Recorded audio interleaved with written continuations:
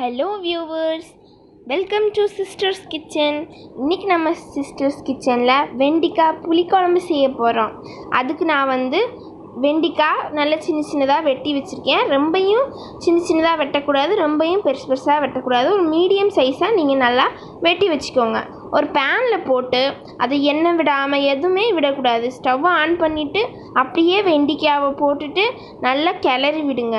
அது கொஞ்சம் வெந்து வரணும்.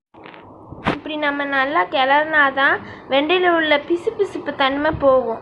அதனால தான் நம்ம வெண்டைக்காவை இப்படி வெறும் பேனில் வச்சு கிளறோம்.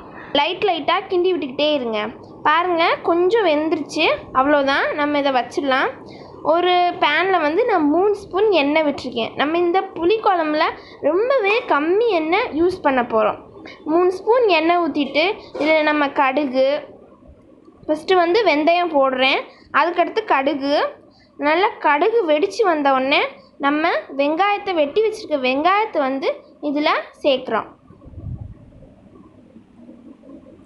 இது நல்லா வெந்து வரத்தட்டியும் நம்ம அதை கிளறி விடுறோம்.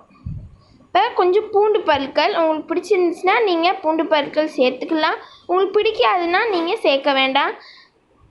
அதுக்கடுத்து கருவேப்பிலை நீங்கள் உங்கள் டெய்லி சமையலில் சேர்த்துக்கணும். ஒரு தக்காளியை கொஞ்சம் நல்லா மீடியம் சைஸாக வெட்டி நம்ம இதில் சேர்த்துக்கிறோம். அப்புறம் நம்ம 1 ஸ்பூன் சில்லி பவுடர் சேர்த்துக்கிறோம். இது காஷ்மீரி சில்லி பவுடர் நான் சேர்த்துருக்கிறது. மஞ்சள் தூள் 1 ஸ்பூனு, குழம்பு மிளகாய் தூள் அது நம்ம 2 ஸ்பூன் கேட்குறோம். 2 ஸ்பூன் குழம்பு மிளகாய் தூள்